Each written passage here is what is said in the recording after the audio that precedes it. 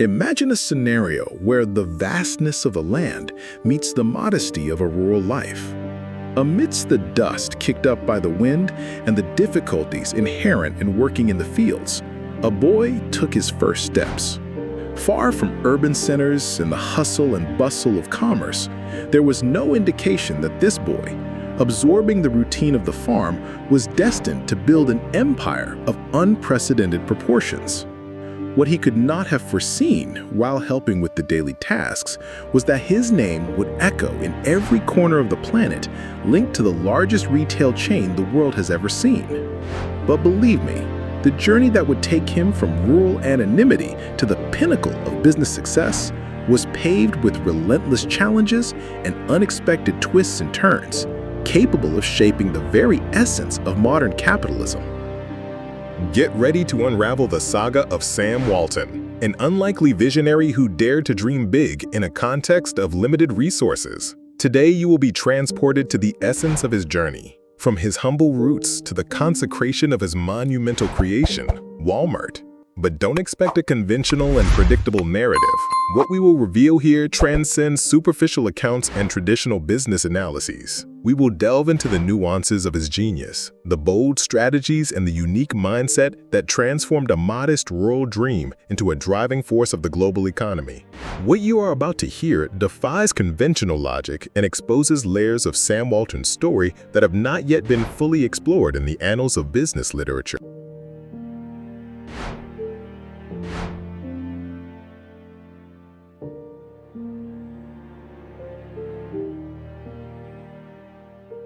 Sam Walton's roots are rooted in a place that echoes the simplicity of an America still marked by the dust of dirt roads. Born in 1918 in the small town of Kingfisher, Oklahoma, his childhood was shaped by the relentless shadow of the Great Depression, a time of scarcity and deprivation where every penny counted and hard work was the currency of survival. While other children enjoyed their early years of study and leisure, Sam was already familiar with the arduous routine of work. Whether milking cows at dawn, selling fresh milk door to door, or doing odd jobs to supplement the family income, he experienced the weight of responsibility from an early age. But you'd be wrong to think that this exhausting routine wore him down. Instead of succumbing to the hardships, Sam developed remarkable resilience and a discerning eye. While he performed his tasks, he didn't just perform. He was observing the world around him closely, absorbing valuable lessons about people's needs and the dynamics of small-scale commerce, without ever realizing that he was planting seeds for the future. His mind, even at a young age, was already processing data: what people wanted, how much they were willing to pay, and how supply and demand balanced in the modest local economy. This foundation, built on the hardships of rural life, would be the foundation of his future business acumen.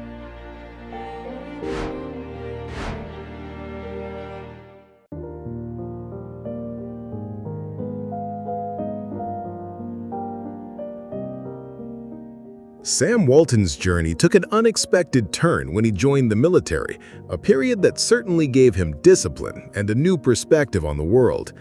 After serving, he sought to further his academic career, graduating with a degree in economics from the University of Missouri. Armed with theoretical knowledge and practical experience from his childhood, Sam felt ready to enter the business world. His first foray into retail was through the purchase of a franchise store, the Ben Franklin Variety Store in Newport, Arkansas in 1945. He invested his war savings and a loan from his father-in-law. However, reality proved to be much more complex than the books and initial expectations. This first venture not only failed to achieve the expected success, but represented a significant financial setback, a blow that could have discouraged many. The landlord, impressed with the volume of sales Sam generated, simply refused to renew the lease to take over the business, leaving Sam without a store and with a considerable debt. But for Sam Walton, this failure was not the end point, but rather a crucial learning laboratory. It was there, amid the hardships and mistakes he made and the unexpected loss of the business to the owner, that a fundamental insight began to take shape in his mind. He realized that the real secret to success in retail lay not just in selling products, but in deeply understanding the needs, wants, and expectations of customers. And, crucially, in doing so in a way that the competition simply could not match.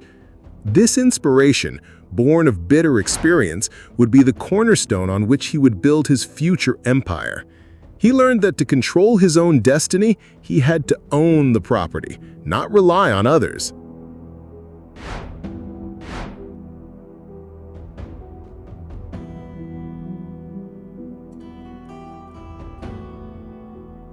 After the hard lesson learned from his first venture, Sam Walton did not let himself be discouraged. On the contrary, he absorbed every detail of that experience, transforming the setback into a roadmap for future success.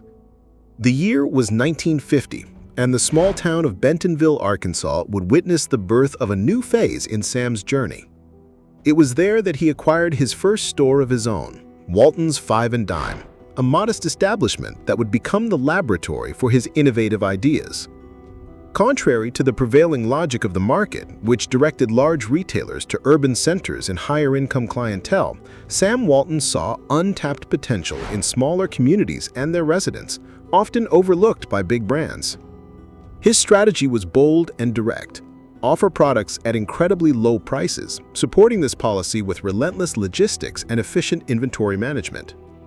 He understood that the key to profitability was not high margins per item, but rather high sales volume driven by competitive pricing. While his competitors focused on high profit margins and a select audience, Sam focused on volume sales, attracting a large customer base with the promise of savings. This seemingly simple vision proved to be a masterstroke, paving the way for his meteoric rise. He also pioneered the bulk discounting proposition, buying large volumes of products directly from manufacturers to achieve even lower prices and passing those savings on to the end consumer.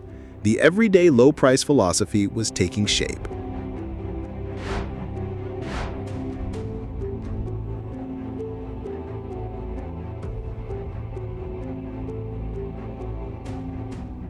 The turning point in Sam Walton's history came in 1962 with the opening of the first store bearing the name that would become synonymous with global retail: Walmart. More than just a new store, Walmart represented the embodiment of a revolutionary business philosophy. Sam Walton was not just opening another store, he was building an efficiency machine designed to dominate the market. His strategy went far beyond low prices. He implemented a centralized inventory system, allowing for strict control of products and avoiding unnecessary hoarding. In addition, he invested heavily in creating his own distribution network and fleet of trucks, ensuring that goods reached stores quickly and economically, eliminating intermediaries and reducing transportation costs that weighed on his competitors. This was a radical decision at the time. This obsession with optimizing every step of the process, from bulk purchasing from suppliers to final sale to the customer, generated unprecedented economies of scale, allowing Walmart to offer even more competitive prices, often unfeasible for other chains. It wasn't just about selling cheap, it was about building a system so efficient that the competition simply couldn't keep up. Walmart wasn't just a store, it was a declaration of war on inefficiency, a disruptive force that was poised to reshape the retail landscape forever, expanding first into smaller cities and gradually taking over the big cities.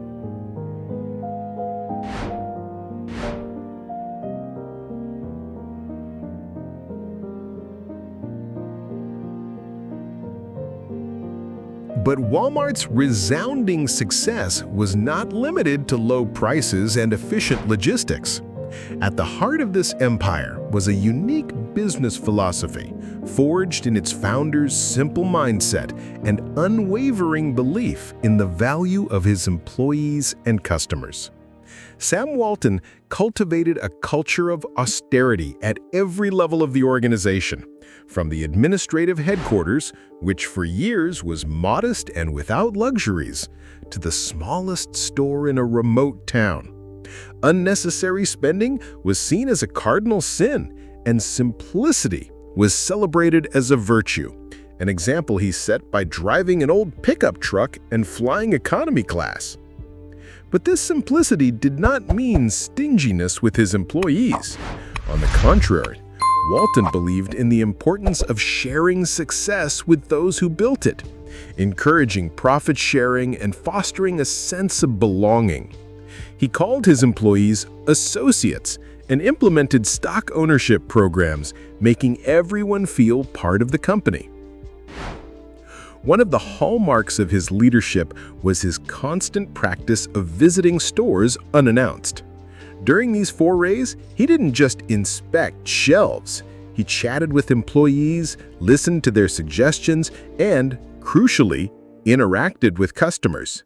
For Sam Walton, the voice of the consumer was the most reliable compass to guide his business. He valued direct feedback from an unhappy customer or a frontline associate more than any market report or expert analysis. This genuine proximity to the realities of day-to-day retail, this active and constant listening, was perhaps the secret ingredient that transformed his vision into a global empire capable of adapting quickly to consumer needs.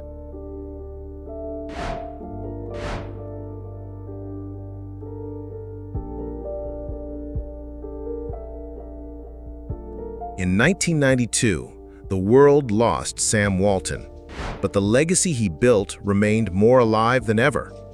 At that time, Walmart was already a powerhouse in the American retail scene, but Walton's vision had not yet reached its peak. Years after his death, the company he founded rose to the top of the list of the largest in the world by revenue, a testament to the solidity of his principles and the effectiveness of his strategies. Walmart's impact on the global economy is undeniable. The company employs millions of people around the world, shaped international supply chains, and redefined the way modern commerce operates, forcing competitors to adopt its tactics of efficiency and low prices. In a way, Sam Walton didn't just build a company. He rewrote the rules of retail, democratizing access to a wide range of products at affordable prices and profoundly influencing consumer habits on a global scale. His journey from the simplicity of a rural farm to the coveted top spot on the Forbes list echoes a powerful message. A person's background is not an immutable determinant of their destiny. With vision, hard work, and a clear philosophy, barriers can be broken and empires can be built from the humblest foundations.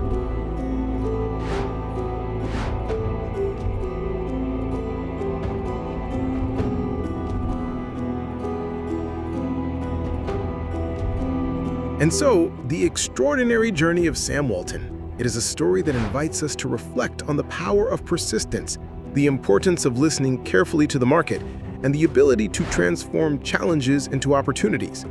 Faced with such a monumental legacy, the question that echoes is, what are you cultivating today that can blossom into your own empire tomorrow, whatever that may be? What are the principles that you are willing to defend tenaciously? Because if a boy born on a simple farm managed to build the largest retail chain on the planet, defying all odds, perhaps the only barrier to your own success is your own conviction that it is possible. Think about it.